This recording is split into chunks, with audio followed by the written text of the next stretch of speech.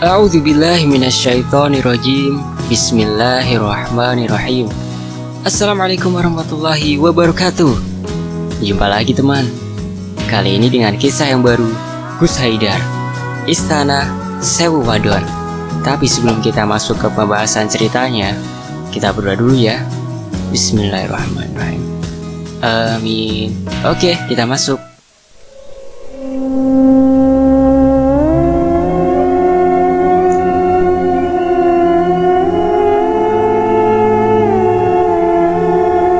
Assalamualaikum, perkenalkan, aku Haidar.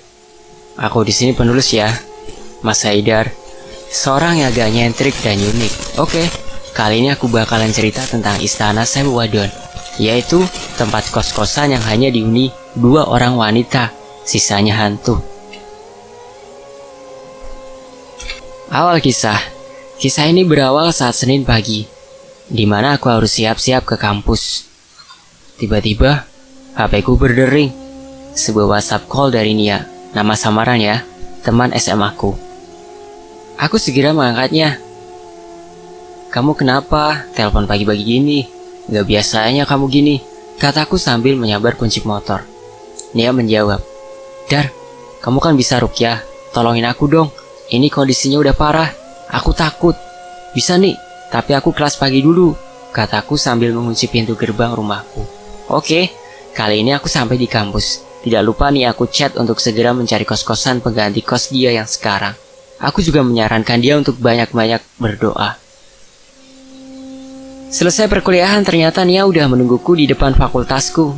Dia menyapa sambil langsung mengajakku ke kosan dia. Dia juga membawa seorang teman, namanya Disa. Namanya samaran ya. Nia dan Disa tak banyak bicara. Ia langsung mengajakku ke lokasi menyeramkan tersebut. Sesampainya di lokasi, kami bertiga beristirahat sebentar. Aku mencoba menghubungi Ustadz Anwar. Siapa tahu beliau bisa membantu. Dan ya ternyata beliau bisa, tapi datang agak sore. Oh ya, kos Nia berada di perbatasan antara kota Sidoarjo dan Surabaya. Karena memang kampus kami berdua ada di kota Surabaya dengan perbatasan. Rumah yang ditempati Nia terkesan menyeramkan. Cat putih udah banyak ditumbuhi lumut. 2 buah pilar usang, dan aksesoris yang juga sudah mulai mengelupas, tidak terawat, pikirku. Nia juga diberitahu oleh sang pemilik bahwa bangunan itu baru saja berdiri tahun 2002. Tapi sudah seperti lama sekali berdirinya, mungkin karena kurang terawat. Belum selesai kami bicara dan nyantai, suara dentuman keras terdengar dari teras luar. Tuh, seperti suara besi dibanting. Suara itu berasal dari arah halaman. Lalu disusul dengan suara dan yang saling bergesek. Srek, kosrak, srek, srek, srek, krosak. Dari arah yang sama, aku langsung menghampiri area halaman depan. Nia dan Disa tetap di dalam sambil agak ketakutan. Aku cek bagian luar rumah, sepi. Tidak ada apa-apa, hanya 1 pohon nangka dan 1 pohon mangga yang tegak berdiri di depan rumah. Di samping ada beberapa tanaman bunga dan tanaman hias lainnya yang diletakkan dalam pot. Namun aku tidak menyerah. Aku kali ini mengandalkan feelingku. Feelingku mengatakan ada makhluk gaib di sekitar situ. Aku terus mencoba merasakan sambil berdoa agar makhluk itu tidak masuk dan menggoda Nia dan Disa. Aku lalu masuk kembali setelah selesai berdoa. Namun rupanya makhluk di rumah tempat kos ini sangat banyak. Belum sempat aku duduk, ada suara panci dan barang-barang berjatuhan di dapur. Aku pun menoleh ke dapur. Dan belum sempat aku menoleh kembali, Nia sudah tertawa cekikikan. Dia sambil bilang, "Anak ganteng dari mana ini? Kebetulan yang tinggal di sini perempuan semua." Aku dibantu Disa segera memercikan air ruqyah sambil baca doa ruqyah. Tepat 5 menit setelah doa ruqyah dibacakan, dia spontan lemas dan tergeletak. Aku dan Disa lalu menyadarkan Nia. Tidak lupa aku instruksikan mereka untuk segera menjauh dari rumah kos seram tersebut. Selanjutnya aku meminta Disa untuk menghubungi teman-teman perempuannya agar bila Nia kesurupan lagi, yang bagian memegang adalah anak-anak perempuan. Itu kulakukan agar tak timbul fitnah. Oke, sekarang aku sendirian di rumah seram itu. Sudah kusiapkan amunisi untuk perang kali ini. Jantungku berdegup kencang. Bismillahirrahmanirrahim. Ku mulai semuanya. Pertama-tama, aku menuju ke halaman depan rumah. Pohon nangka dan pohon mangga yang berdiri tegak mulai bergerak tak wajar. Krosak, krosak, krosak. Suara dahan dan daun bergesekan hebat. Aku tak peduli. Segera aku bacakan doa ruqyah di antara kedua pohon yang bergerak-gerak tersebut. Semua aku lakukan dengan penuh konsentrasi dan dengan penuh keyakinan. Allah pasti menolong kita. Ya, benar saja. Setelah ayat ruqyah selesai dibacakan, semua reda. Angin kembali berembus mesra. Pepohonan itu kembali tenang. Kemudian aku membuka pintu rumah. Di sana langsung ada ruang tamu, tempat di mana Disa, Nia, dan aku duduk dan berdiskusi tadi.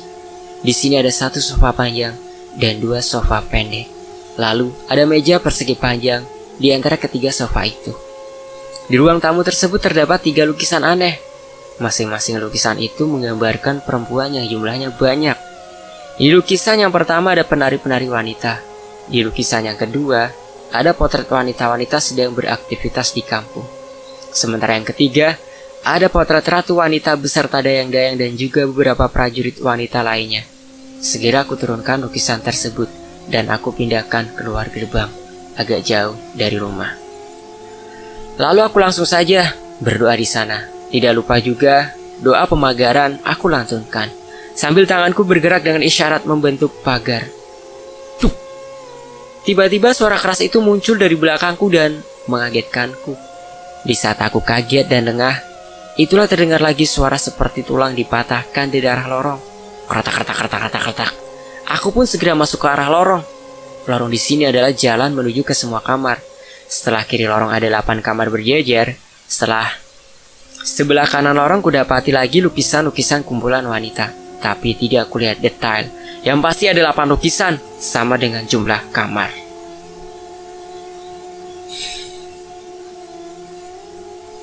Langsung saja lukisan itu aku bawa keluar agak jauh dari rumah.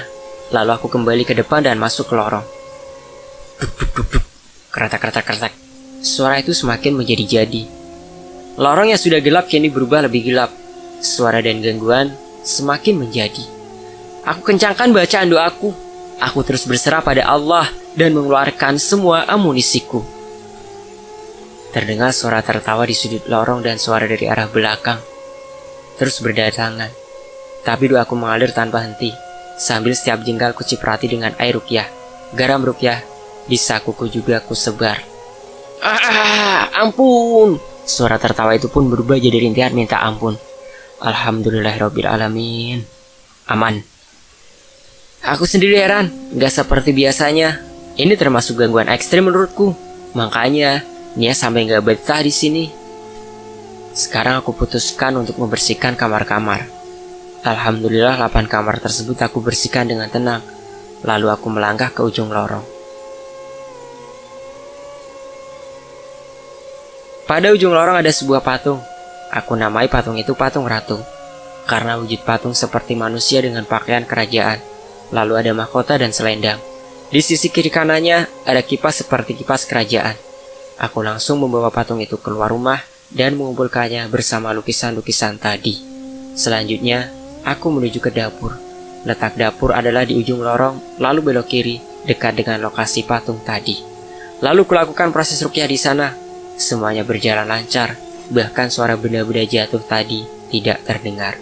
Dan panci penggorengan, spatula, pisau, dan lain-lain masih berada rapi pada tempatnya. Padahal awal-awal tadi, aku dengar suara benda-benda jatuh dari arah dapur. Terakhir aku naik ke lantai 2, lantai atas. Tangga lantai 1 dan 2 berada di sisi kanan dapur. Di sana juga aku melakukan cleaning seperti biasa. Kelar bersih-bersih, aku keluar sebentar, cari paketan internet buat WhatsApp Ustadz Anwar. Lalu setelah beli pulsa, aku menemui Nia dan Disa. Rupanya mereka sedang duduk-duduk di warung bersama mereka beberapa orang temannya. Sudah aku bersihkan kosanmu. Gangguannya lumayan juga ya, kataku sambil menghampiri mereka semua.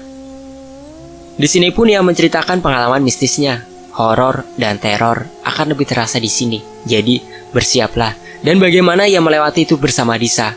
Mari kita kasih subjudul Flashback Nia Disa.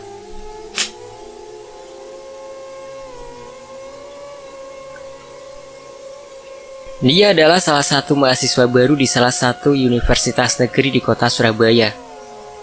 Ia adalah mahasiswi asal kota Gresik, namun sejak SMA sudah bersekolah di Surabaya. Maka pas masuk kuliah pun, ia memutuskan untuk kuliah di Surabaya juga. Namun, perbedaannya adalah, dulu ia menginap di rumah budenya, sekarang ia memilih untuk kos di salah satu tempat dekat kampus, karena tidak ingin membuat repot budenya. Secara, kuliah kan selalu pulang malam. Nia pun mendapat kos di area perbatasan Surabaya-Sidoarjo, yang memang dekat sekali dengan kampus, hanya 8 menit naik motor. Nia mengajak Disa, temannya di kampus, untuk mengekos juga di sana. Namun, inilah yang membuat rentetan peristiwa menyeramkan itu dimulai. Setelah penerimaan mahasiswa baru, mereka langsung memutuskan untuk pindah ke kosan mereka. Proses pindah berjalan lancar dan biasa saja. Namun sang pemilik menginginkan mereka untuk berhati-hati dan berdoa. Sang pemilik juga mengatakan bahwa lukisan dan patung ini akan diangkut 3 bulan kemudian. Itu mau disatukan dengan koleksi dan patung beliau. Namun, sang pemilik kos menyembunyikan sesuatu yang tersembunyi di balik lukisan dan rumah itu. Ditambah lagi mereka hanya berdua di kos itu, tapi mereka berpikir ini kesempatan bisa bebas. Bapak kos juga menitipkan seluruh kunci kamar ke mereka. Alasannya, karena kalau pas ada yang ngekos lagi, langsung bisa masuk. By the way, ini kos khusus putri ya. Makin girang lah mereka, karena punya akses ke seluruh ruangan. Malam pertama mereka lalui di kos. Mereka belajar pelajaran pengantar ilmu ekonomi bahasa Indonesia. Tiba-tiba, suara tembok dicakar muncul di kamar mereka. Dis, krungu gak? Ujar Nia. Disa hanya mengangguk tanda ia juga mendengarkan apa yang Nia dengarkan. Namun Disa meminta Nia untuk tetap fokus belajar lagi, karena mereka juga mengira itu adalah tikus. Mereka kembali belajar sampai jam 10 malam. Selesai belajar, mereka keluar kamar bersamaan. Lirik. Waktu lewat lorong, mereka melihat para wanita dalam lukisan itu melirik mereka. Mereka pun bergidik ngeri dan cepat-cepat ke kamar mandi.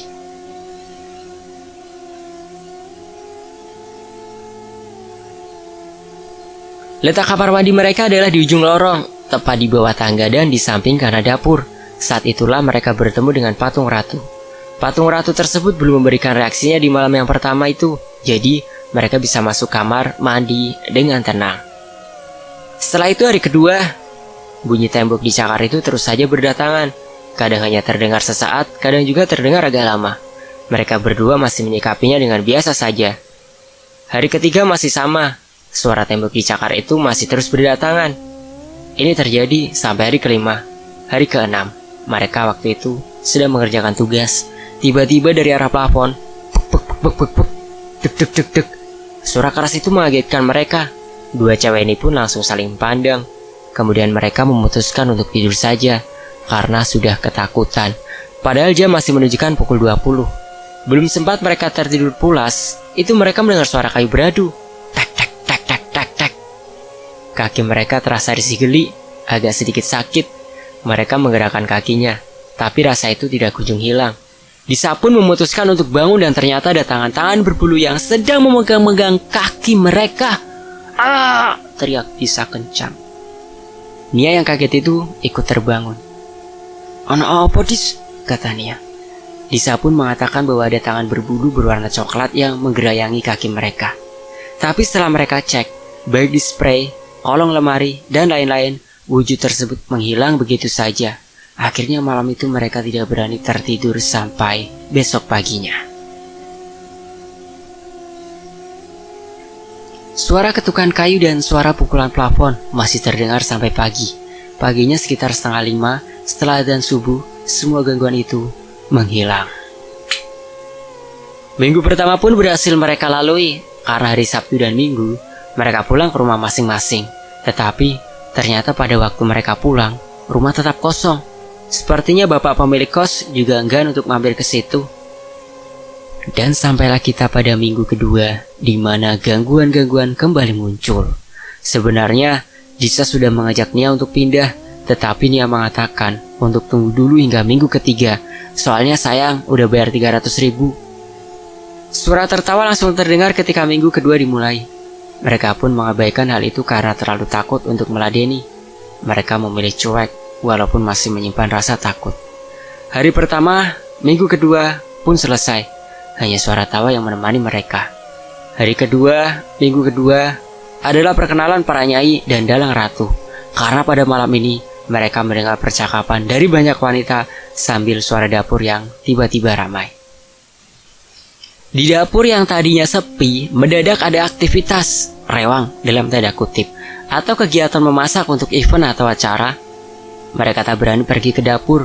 Mereka hanya mengintip dari kamar mereka. Dan benar saja, ternyata ada banyak bayangan perempuan. Bayangan itu saling bercanda dan saling akrab satu sama lain. Mereka seperti tidak menghiraukan Nia dan Disa yang sedang mengintip mereka. Nia pun memutuskan menutup rapat kamar mereka berdua. Ngomong-ngomong, Nia dan Disa itu satu kamar. Mereka lakukan untuk menghemat biaya dan biar gak takut waktu tidur. Udah nih, kunci aja. Takutnya makhluk itu tadi tahu keberadaan kita. Dikunci saja dan ayo tidur. Akhirnya mereka mengunci pintu. Tapi di sudut ruangan Nia mendapati seekor tikus kecil sedang berdiam diri. Nia pun karena takut tikus tidak berani berbuat apa-apa, ia hanya memberitahu Disa untuk mengusir tikus itu. Tapi Disa menolak. Disa menolak karena dia juga takut tikus. Tapi entah kenapa mereka akhirnya memandangi tikus kecil tersebut. Tikus yang merasa dipandangi itu pun menjauh dari mereka. Namun terlihat tubuh tikus itu semakin besar, besar dan terus membesar. Kemudian tikus itu berwujud menjadi wanita yang memakai kemben, pakaian Jawa kuno, namun dengan kepala tikus dan kulit berwarna abu-abu. Mereka lalu berteriak kencang dan mencoba melempar makhluk itu. Tiba-tiba saja makhluk itu menghilang terbawa angin. Sampai pagi mereka bertahan karena tak bisa tidur. Mereka memilih menyetel lantunan doa. Mereka sendiri juga ikut berdoa dan berharap gangguan di rumah itu berakhir. Ya, memang berakhir. Untuk malam itu saja. Minggu kedua, malam ketiga, mereka mulai berani. Bukan hanya berani menampilkan eksistensinya, namun juga berniat ingin mencelakai Nia dan Disa. Jam 5 sore suara tulang yang sedang diremukan itu terdengar lagi. Kretak. Disa yang bersama Nia merasa sedang kejatuhan sesuatu seperti kerikil. Dia pun tidak menggubrisnya karena masih beres-beres buku. Disa waktu itu juga sedang chattingan dengan pacarnya, maka ia tak seberapa memperhatikan apa yang sedang terjadi di langit-langit kamar mereka. Tapi semakin lama serpian itu semakin mengganggu. Nia dan Disa pun mulai risih dan mulai bertanya satu sama lain, sampai akhirnya mereka menoleh ke atas kamar mereka. Dan wah, di atas plafon kamar mereka ada sosok makhluk mengerikan. Makhluk tersebut berwarna hitam, matanya merah menyala, hidungnya besar dan memiliki 3 lubang hidung dengan rahang yang juga sangat besar dilengkapi 4 taring panjang. Giginya pun lancip, badannya bongkok, kaki dan tangannya panjang hingga memenuhi area plafon. Ternyata makhluk itu memang sedang mengunyah tulang-tulang yang agak besar. Mulutnya penuh amis darah dan sumsum tulang. Makhluk itu tampak menikmatinya. Ia pun tak peduli dengan remah-remah tulang yang tercacar. Ia lebih tertarik memandangi 2 wanita yang sedang melihat dia makan sambil melotot tajam.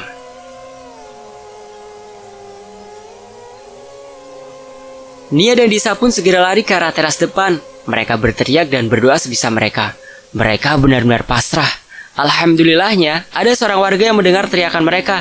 Ini suatu pertolongan karena daerah itu adalah daerah sepi penduduk. Warga yang tak mau disebutkan namanya ini akhirnya menenangkan Nia dan dia.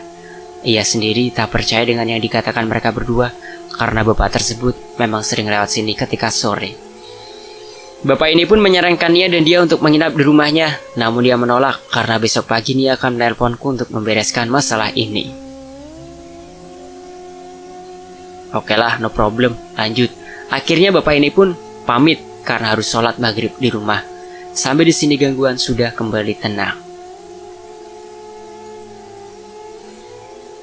Sekitar pukul jam 7:30, habis isya, gamelan Jawa terdengar. Suara alunan gamabang, suling, gonggong, bonang, dan juga alat lainnya sungguh nyaring berpadu. Namun, ini bisa berarti ancaman. Kemudian ada suara perempuan bersaut-sautan kalimat yang diucapkan kurang jelas. Namun ada satu kalimat yang dimengerti oleh Disa dan Nia. Yen ora betah, ora usah rene. Mereka berdua pun lari ke kamar dan mengunci pintu kamar. Namun penghuni-penghuni ini belum puas. Kamar mereka digebrak berkali-kali disusul dengan suara teriakan yang ramai diucapkan oleh para wanita lelembut itu. Nyingkreh teko panggonku. Mereka pun melihat banyak bayangan wanita mulai merengsek masuk.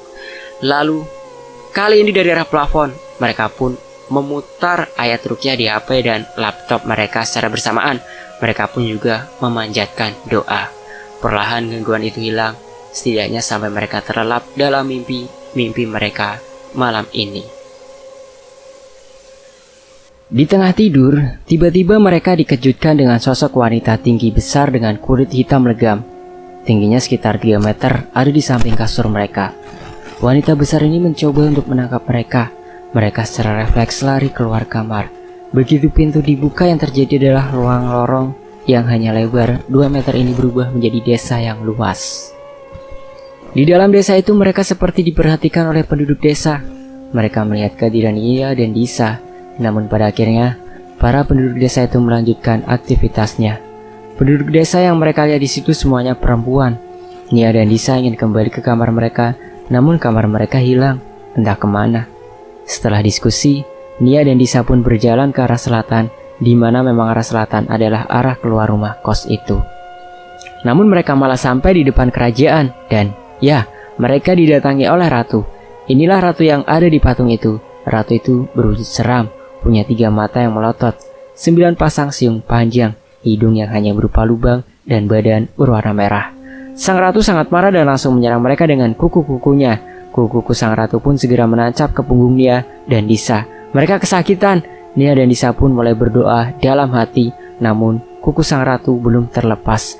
Mereka menangis keras, namun sang ratu enggan untuk melepas kuku-kukunya. Di dalam keadaan terdesak itu, Nia memutuskan untuk lari. Biar saja kuku itu menancap. Yang penting, ia bisa lari dari desa dan kerajaan aneh ini. Disa pun mengikuti Nia yang mulai berlari. Akhirnya kuku itu dilepas dari tubuh mereka.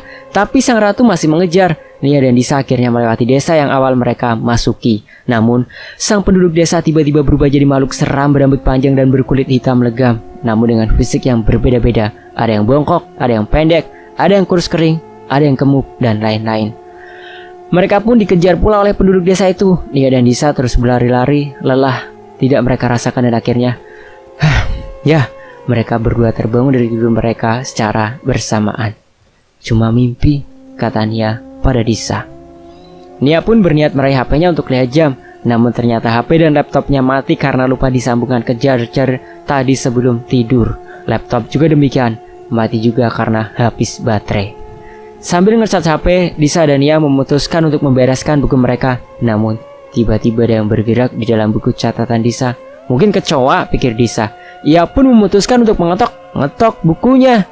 Tiba-tiba, muncul sosok wajah dari tengah buku Disa. Disa pun secara spontan melempar bukunya keras-keras. Nia pun kaget dengan ulah Disa, karena Nia memang masih di kasur. Disa pun menjelaskan, belum ada 5 menit Disa tutup mulut. Kali ini Nia yang giliran kena gangguan. Nia yang membuka tapak pensil, tiba-tiba dikejutkan dengan jempol tangannya berdarah dalam tepak tersebut. Ya, dilemparlah tepak tersebut. Adzan subuh berkumandang. Nia dan Disa bisa sedikit bernapas lega. Akhirnya, setelah subuh, Nia dan Disa pun segera beraktivitas seperti biasa. Namun kali ini, Nia menghubungiku dan juga berencana untuk pindah kos. Ya, setelah kami bertiga bercerita cukup lama, Ustadz Anwar dan tim sudah datang. Aku pun menyambutnya. Kami pun membersihkan sisa-sisa dari makhluk yang ada di kos tersebut. Pas juga bapak pemilik kos datang, kami semua berbincang dan berdiskusi. Sampai akhirnya, bapak kos memutuskan untuk membawa lukisan dan patungnya malam itu juga. Dan sepakat menurunkan biaya sewa kos menjadi hanya 200.000 sebulan. Setelah itu, tim ruqyah kami pamit. Kami sebagai tim ruqyah diberi sejumlah uang oleh bapak kos. Sementara Disa dan Nia akhirnya tetap pindah kos karena trauma. Dan bapak kos memaklumi hal itu. Akhirnya, kos-kosan sekarang sangat ramai. Bahkan selalu full oleh mahasiswa setiap tahunnya. Dan gangguan-gangguan itu sudah tidak muncul lagi.